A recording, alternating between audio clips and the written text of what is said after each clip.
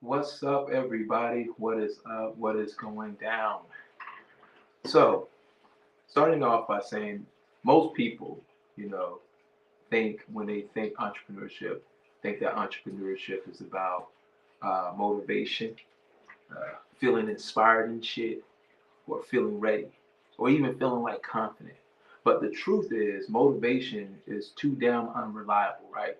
You don't build real business on how you feel, you build it off of form. Form is what shows up when motivation, when that shit just don't, that shit just slow down. Form is discipline when motivation it isn't loud enough. Form is structure when life is chaotic. And if you're an entrepreneur, let's be honest, let's be 100, keep it above. Your mind is never quiet. Your emotions are constantly fucking tested. And your business doesn't care about your goddamn feelings. So in this episode, we're not talking about the hype shit. We're not talking about the grinding hard. We're talking about what actually what it actually means to get into form, both mentally, emotionally, and operationally, so that your business stops draining you and starts responding to you. Um, this episode is for people if you're feeling scattered or reactive or overwhelmed. This episode is particularly for you. Welcome to the Untraditional Entrepreneur Podcast. I'm your host, Jermaine Delmas. Welcome to the other side of motivation. Let's dive in. Okay, today's about form. For me, it started, I want to kind of talk about like what really got me into focusing on form. It's like understanding that, it first starts with like your personal life.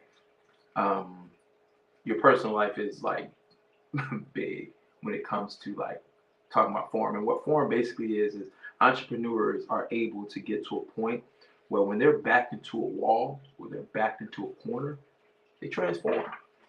Shit just gets different for them. Like it's not like the same person. It's like a different person and shit. They don't become that same person. And and I got this um, this idea from a podcast that I did with a client of mine, and he just was like during COVID, he had to lose a lot of people, and it was just him and his wife. And he was like, I said, "How did you do it?" And he just goes, "I don't know. It's just something just clicked." I call that form, right? Something just transformed naturally. Entrepreneurs are natural transformers. Form is for real entrepreneurs, not business owners. All business owners don't have the ability to just form and transform into this thing. So form is to naturally you got to be born with it, right? You got to be born with this innate thing that's built in you, and I can't fucking explain it because it's something that happens that just clicks, and it's like go mode, it's like war mode. It's like all right, that's it. It's time to go in, and then it's so hard to come out of it because once you're in it, you go in until you accomplish the fucking goal, right?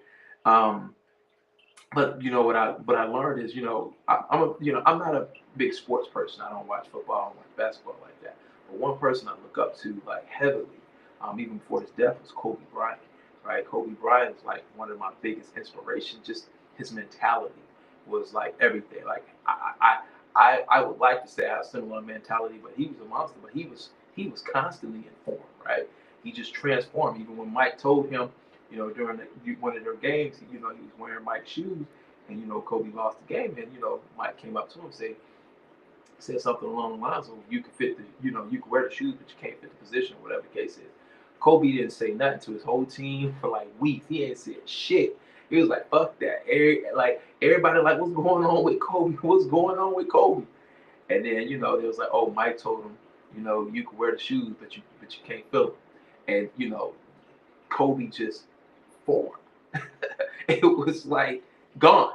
That's just like, and then he came back that game and like won, and I think he had like over 50 points that game off of like he just completely transformed, and that's what entrepreneurs do.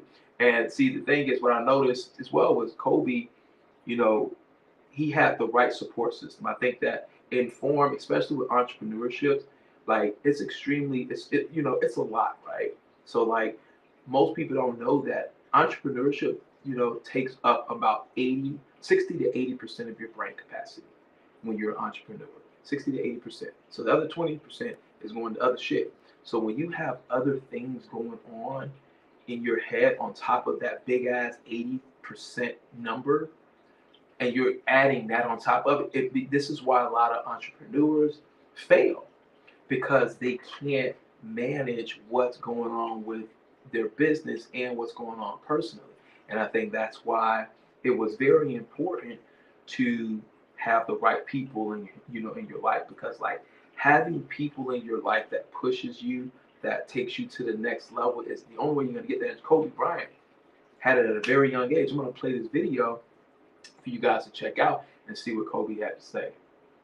My father was really influential at a really critical time where I had a summer where I played basketball when I was like 10 or 11 years old. And here I come playing and I don't score 1 point the entire summer. Really? Not one. How old were you? 11, 10, 11. You're playing against other 10, 11-year-olds? Uh-huh. Or you didn't score once? Not one. Were you in the game? I was in the game. How'd you not score? Because I was terrible. Really? Yeah. I remember crying about it and being upset about it. And my father just gave me a hug and said, listen, whether you score 0 or score 60, I'm going to love you no matter what. Wow. Now that is the most important thing that you can say to a child. Because from there I was like, okay, that gives me all the confidence in the world to fail. I have the security there. But to hell with that, I'm scoring 60. Let's go. Right. And from there I just went to work. And I stayed. All right. So that was a prime example of like sometimes having the right person just there, just telling you they believe in you, that it doesn't matter how often you fail, they'll be there for you no matter what.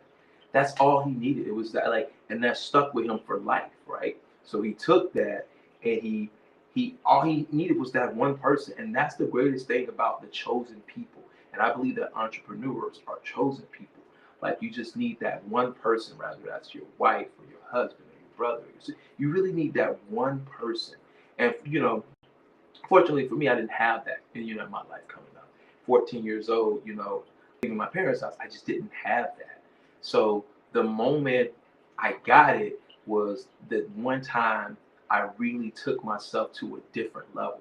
And it was from my white father. I'm a black man for those who are listening. My white father, not my biological father, but I met him about 15, 16 years ago. Now he's like my father.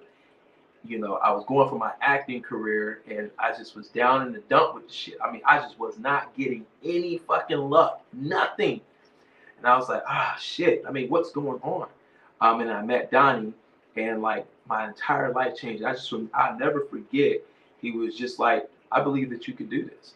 And then literally, that was all I needed. That was all I needed was someone who truly saw that in me. And from that moment on, I started jumping on like major film sets and things like that, because like, again, I transformed right into something because I had the right backing. I had the right person in the corner to say, hey, I believe in you. You can do this. Kobe did too.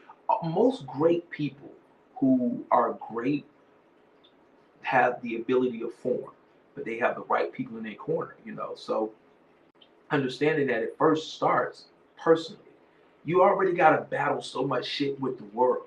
You already got to do so much things. You already got to battle so much. You need people in your life who's going to be like, you know what?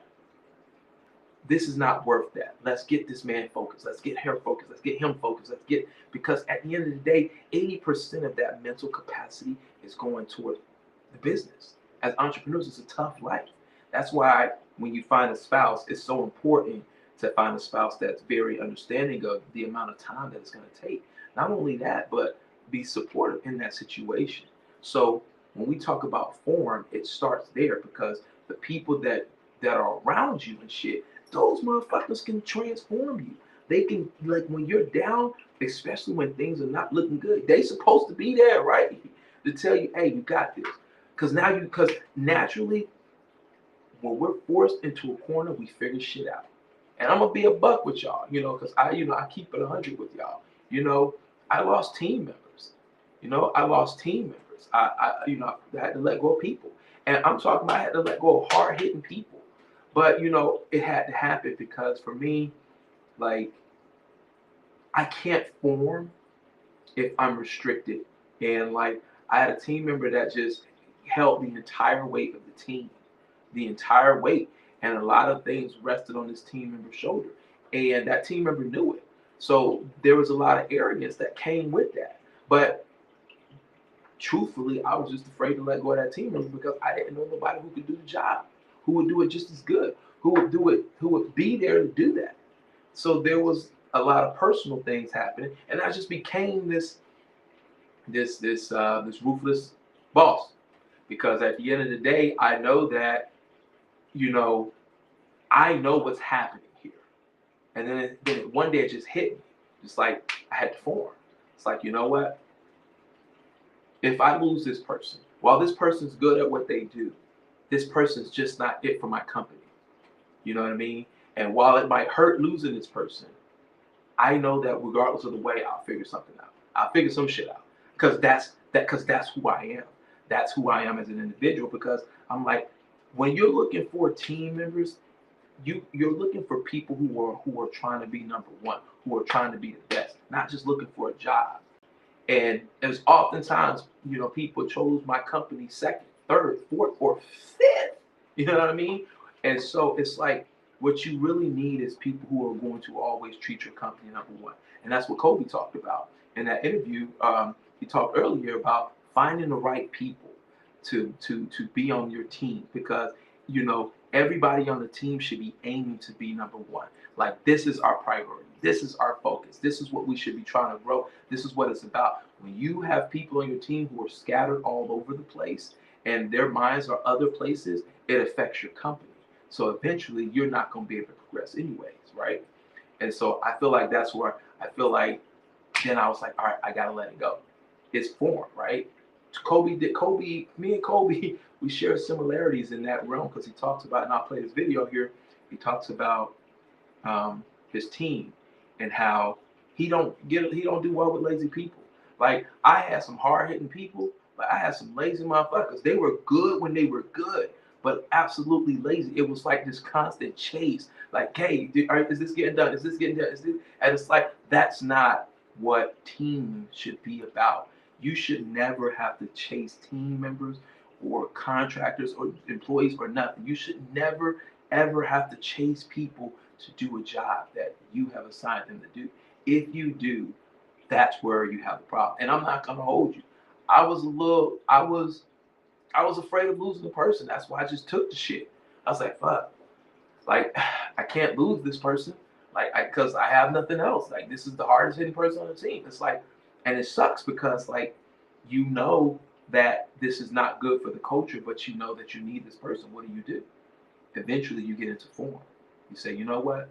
If I'm really gonna change this company, if I'm really gonna do right by this company, I need to first work on the internal. I need to first fix this shit that's going on inside. And check this out. Here's what Kobe had to say on something similar. What was it like for you to play with people that weren't as gritty as you were? Good question. It's a great question. My response might sound a little tough, but I'd kill him, I'd bury him. You know, it's you know, tolerance for that and the kind of culture that the Laker organization stood for in winning championships is not tolerated. You're going to show up to play, and you're going to lollygag through this scrimmage, through this drill. I'm going to beat you. I'm going to let you know I beat you. I'm going to want you to reconsider your professional life choice. You know, and for the most part, you know, people will say, okay, that doesn't make a great teammate. Well, I'm not here to be a great teammate. I'm here to help you win championships. So there's a difference. And, you know, fortunately for us and for me, you know, we had an organization that, you know, it was championships or nothing. And they were really good about identifying that and bringing players in here that had that competitive streak and, you know, getting rid of the ones that did not. So, talking about identifying the people. And so the Lakers were really good with identifying people who just knew that they were going to treat their team first and that they came in here to win at all costs. And I think when you come into an organization or a business, when you're running your business, you're looking for people who are going to come in and try to win at all costs. It's about coming in and saying, hey, this is what we're about. That, like, the Lakers didn't tolerate it, and neither should you as a company, right? We as entrepreneurs or running a business, you should not have to tolerate, you know, um, people not showing up for your team. You don't have to tolerate it. You don't deserve that because it makes you bitter. It makes you upset. It turns you into this angry person because it's like, why are you not doing it? But in reality, it's because your vetting process was fucked up. Like, re-vet people. Like, say, you know what? All right, maybe I just need to revamp. And now, at one point, I was so worried that I'm like, yo, remember we lost 3 clients in the month of December, right? Yeah, now we got like 4 clients lined up, and these are solid, strong clients that are lined up right now. And and to be fair, now I feel like I don't have the team. So before it was like, okay, we have too many people on the team, not enough clients. Now we're about to have too many clients and not enough team members. So, but that's because it goes back to reforming, taking that position and say, all right, how can we transform this into something great? Because, you know, people are just coming in. These are people that just randomly came in. I don't know where the fuck they came from, but they just came in. And so it's like, all right, what can we do now?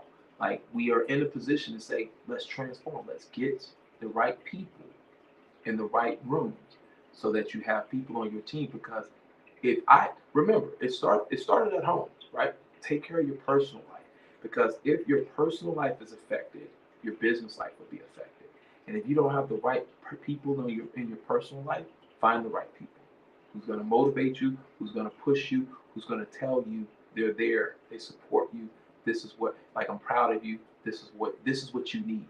You need this to be successful, right? And that's how we that. And so when you hear the word "I'm proud of you," you transform into something else. And so that's what we're in the position of. You know, I don't have the greatest support, but I know that in order for me to be the greatest that I can be, I have to first start with my team. Because if I get a team of people who hit hard and they're like, hey, Shameen, we can do this, and your team is feeding that to you, that's all you need. Sometimes you might not have it at home. Maybe you have some shit going on. But build a team so that even if you're not getting it at home, you can get it. You could get it at work. You just need to know that there's someone there that is pushing that drive to transform you into what you want to be. So the next thing is um, talking about, you know, emotional discipline, right? So when when I think emotional discipline, right, I think of, you know, this is what being formed is not about feeling good, right? It's about emotional control. Why mood-based work creates unreliable results, separating emotions from execution, learning to operate under pressure without self-sabotaging yourself. Entrepreneurs informed don't react at all. They actually respond. Entrepreneurs form pause by default. Basically, they just stop. Certain things are not worth going into. Like I told you, you know, like I have a team member. It was just this constant back and forth. Personally, like, hey, you know, what's going on? Or business wise, like, what's going on? Why is this not being taken care of? And then the problem is I was reacting, right, with emotions. I'm like, all right, look, like I'm getting upset, I'm fussing, I'm whatever the case is. And then one day I just paused. I said, wait a minute. It's either this person wants to win or this person don't, right? So it's like naturally you'll take a step back and you pause and you just watch a person's action, because that person's action will let you know exactly where you know where what you how you need to move and how you need to respond. So this way you're not reacting, but you're responding. And so for me, I had to respond to that shit. I'm like, all right, It's either I now clean up this shit now and create a sustainable foundation for the company, or I keep it going hoping for the best. And to be honest, if I keep it going hoping for the best, I'm reacting emotionally because I got a big heart. I do have a big heart for people. Like I do want the best for people. I want the best for my team. I want people. Sometimes I want to just get people out of certain shells. And then I have to realize like certain people just are not going to move. Certain people are just going to stay and see the world the way they see the world. There's nothing you can say to them. You can express everything that you want to express to a person. But if they don't have the gift of understanding and accountability, it doesn't matter what you do. It doesn't matter what you do. You will always get the results from that person that you've been getting.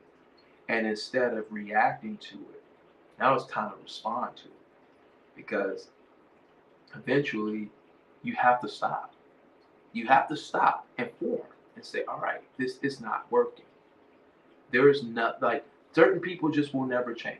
I have team members who just could not take accountability for their actions. Like I had a team member whenever shit went wrong, they blamed something else. It was always something else. It was always something else. It was never, hey, I fucked this up. I need to rectify this. It's always someone else or something else, or it was a hold up because of something else. And it's like, come on. Like, and I would respond. So we ain't perfect entrepreneurs, we're not perfect, and I would respond emotionally. But I got the best results when I stopped. And I just said, okay. And you observe. Watch people's behavior. Their behavior will tell you the truth about them, period.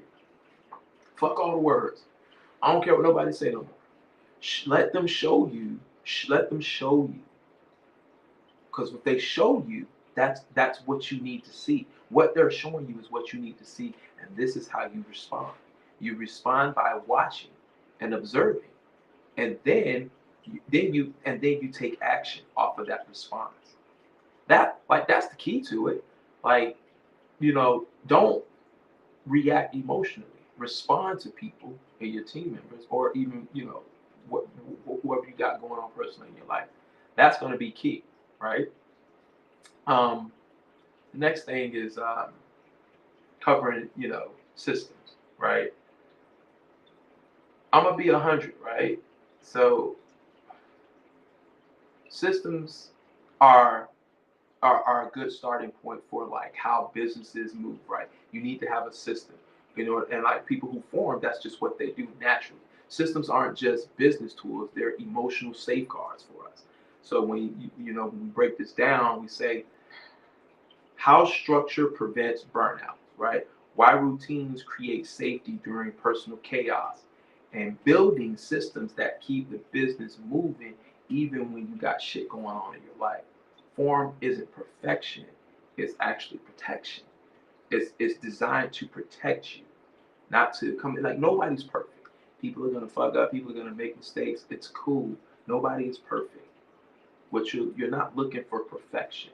You're looking for protection. So even when I'm like, all right, I had to let these people go, right? I didn't let them go because they weren't perfect. I let them go because I had to protect the company because I saw what was happening. I saw that our organization wasn't first, right? I saw that other things were first. Other things were in the way. Other things were being seen. So, you know, and and it's scary because you need the people, and you're like, I need this. I need their help. I need because the company. This is what happens. Blah blah blah blah. But then it's like you know something clicks in your head, and you have to go back and say, wait a minute. What you mean you've been out since you was 14 years old? You're 37 years old. You've been managing life. Letting these people go is not your company is not going to collapse. It's not gonna starve. You're just gonna have to pivot.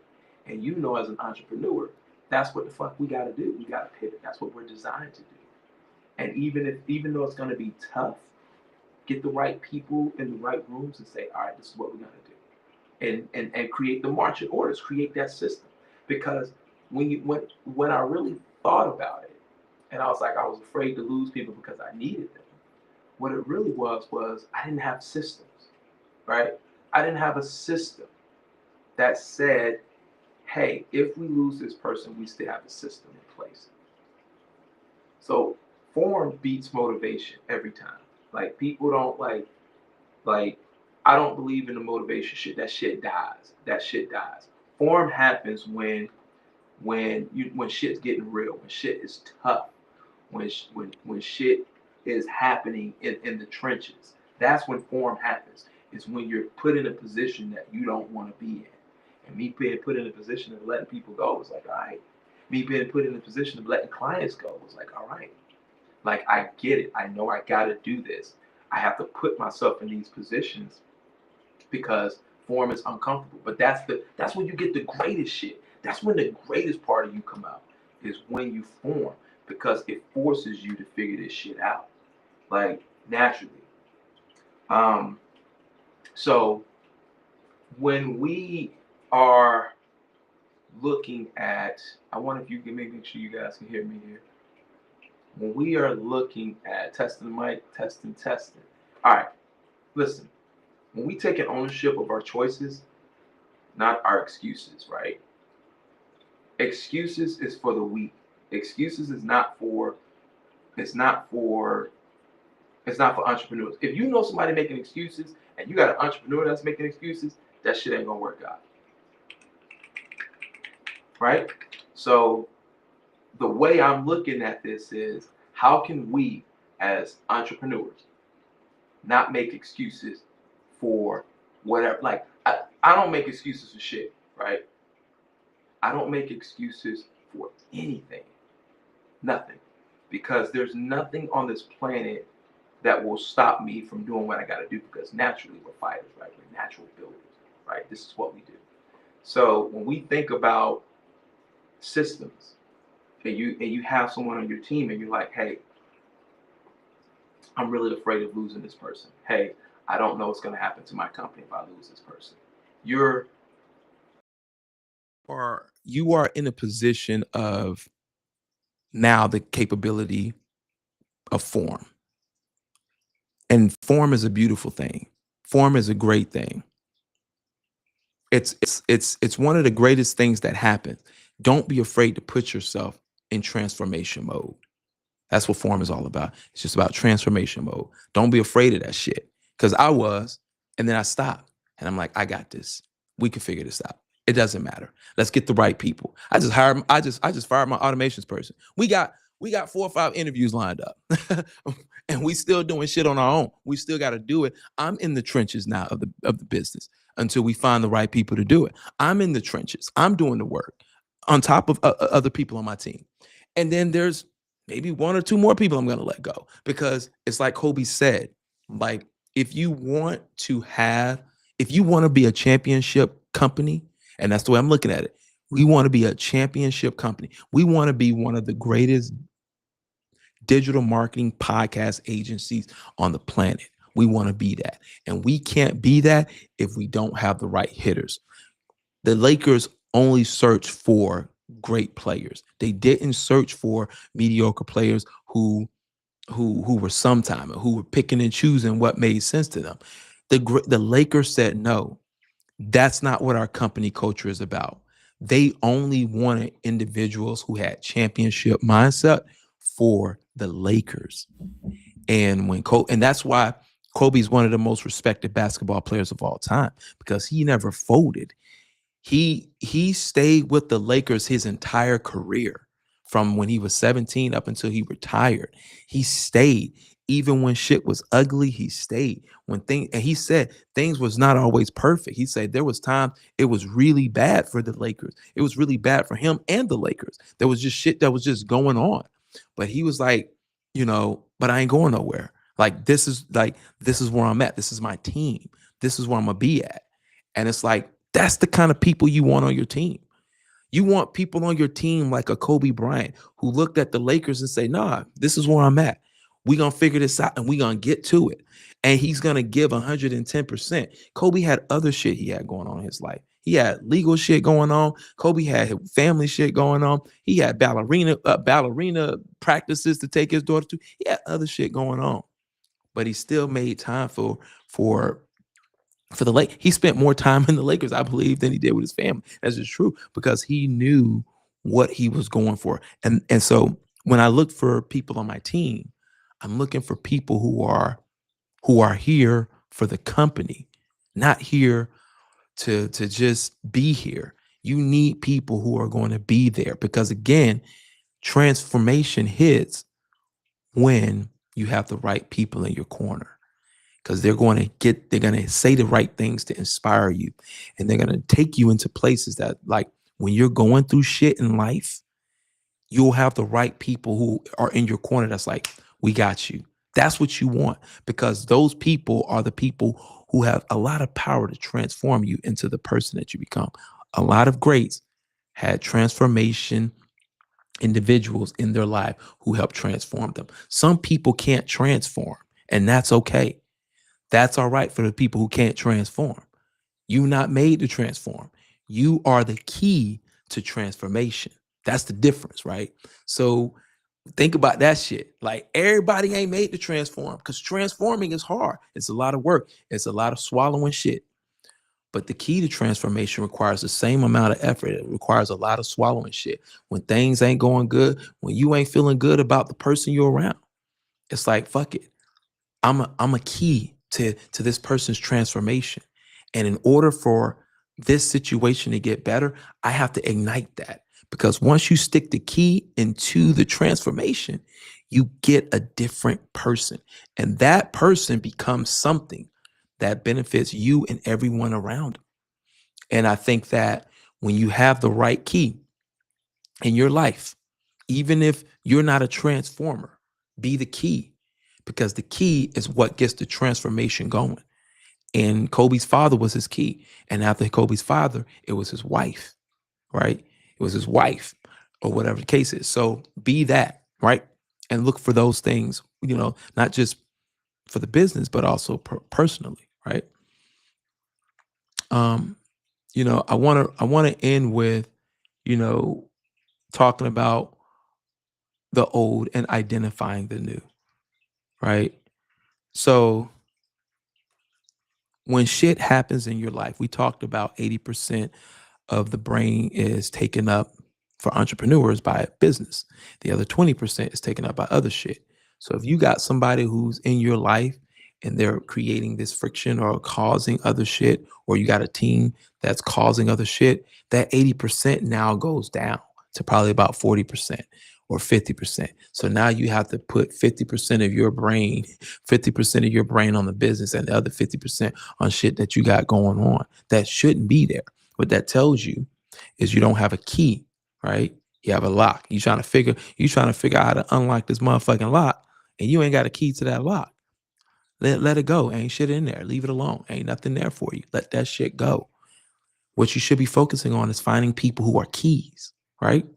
Because what we know for a fact is life doesn't pause for businesses. And businesses don't pause for life. The business will continue to run whether you're in it or not. Well, hopefully if you run an enterprise, but businesses in general will continue to run. If you die tomorrow, Walmart is not going to shut down. You die tomorrow, Amazon is not going to close doors, right? That business is going to keep running. Businesses don't stop and life doesn't pause for businesses. So we discussed knowing when to push versus when to stabilize, right? Adjusting pace without quitting, playing the long game during emotional heavy seasons, right? So you have, when entrepreneurs are thinking, they're not thinking in the moment. They're thinking in the future. They're like, I'm hoping, I'm going to say, yes, I'm going to stick by that. I'm going to say entrepreneurs. There's a lot of business owners who don't think future thinking. And a lot of motherfuckers going to come in here and say, I do think future thinking. Shut the fuck up. No, you don't. No, the fuck you don't. Stop playing. You don't fucking think future thinking. Don't piss me off. Anyhow, so entrepreneurs think future thinking. So you need people in your corner, right? Who's going to be there with you. They understand I watch a lot of Rocky movies. Rocky's one of my favorite movies. And Rocky just got Adrian, right? He had his wife, Adrian, right? Like, his old life before he met Adrian, it wasn't this. I mean, he was a fighter, he was doing it, but like, when you got the right person, right? When now you're elevating. You're not stagnant, you're not falling, you're elevating, right? Adrian came in Rocky life and did that, and it's because we're talking about Kobe. And listen, the reason why I'm talking about Kobe because I know Kobe's death anniversary just was last Monday or last week on the 26th, and I should have did a live on that because, like, again, the Mamba mentality, right? Mamba mentality just means being the best version of you that you can possibly be, and that's what his mentality was like. And now I'm just gonna let him mentor me through this ownership, business ownership, because that's what it's about for me. But anyways, Kobe was like, he started basketball and that was it. That was the only thing that was important to him. That was all that's what he wanted to focus on. And then he met Vanessa, and like that kind of like changed a lot of his life. Like, he became great when he got married. And most people were like, wait a minute, bro, wait a minute. It was like Kobe got married to Vanessa and he started smiling more. That's what they was like, because he was like this, he was like grind, he was like always like grumpy, like always the angry look on his face. He was like, I got 2 rings in, this year. He's got his wedding ring and his championship ring. And then, he then had something to fight for, right? So people who are out there, if you have what do I call as a entrepreneur or a person in your life who is the transformer, be the key to that transform. Sometimes it's all right to not be the transform, be the key, because sometimes your old self isn't bad. It's not that it's bad, but when you come into new responsibility and you come into a new version of you, once you get to a certain status, you need the right type of people in your corner to elevate and be great, because these guys became great when they involved the right. Because Kobe had his parents, right? So they were already, that was his starting point. That was his foundation. So his parents got him to the NBA, right? His parents, grit, got him to the NBA. His wife kept him in the NBA and kept him as a legend. He said that legends are not, legends are not determined or based on the number of accolades or success that they have in their life. Legends are actually based off of the impact that they bring to their future, right? That's what legends do. And so when you find people, they'll push you to doing great things for the future and shit. So for me, I'm like, all right, listen, I know where we going with our company. I know where things are looking like. And right now, I know last month, shit was looking terrible. And I came out and told y'all, it's looking slightly better. Like, it's not, it's definitely not as bad as last month. It's still tough, but it's not as bad because now we have the opposite problem. I'm like, we don't have enough people we're not even looking for motherfucking clients, but they're finding us. But that's how it's supposed to be, right? That's when growth happens. We don't look for it, they find us. And so now we have the other problem. So I felt like last month we had a shortage of client problem. Too many people. This month is going to be, we don't have enough people and we're going to have more client problems. And I think listen to me. March is going to be a month of transformation. Watch as I'm talking to you guys, watch the transformation that happens with this company in March, because last month was shortage of clients, too many employees.